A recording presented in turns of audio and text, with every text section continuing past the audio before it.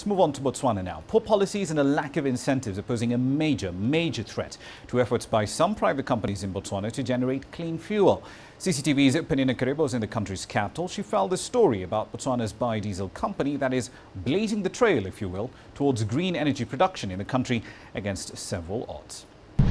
On the outskirts of Gabarone, a small company is creating a buzz. This is Biodiesel Botswana, and as the name suggests, it produces biodiesel, the only company of its kind in the entire country. Set up in 2006, the company started operating last year and uses waste cooking oil as its raw material. The company goes round collecting waste cooking oil. Once here, the oil goes through a vigorous exercise of removing impurities so as to produce a refined product. We test to see how much acid or free acids are there in the oil, and then that is going to tell us how much potassium hydroxide we need and also how much of it we mix with the methanol.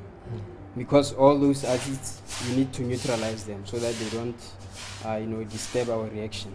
Green energy has been identified by Botswana as one of the potential areas of diversifying its economy, but the government's hesitation to invest in this new sector has hampered its growth.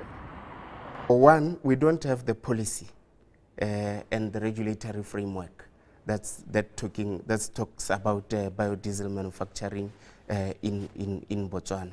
So that's a big challenge in itself, because we are just operating.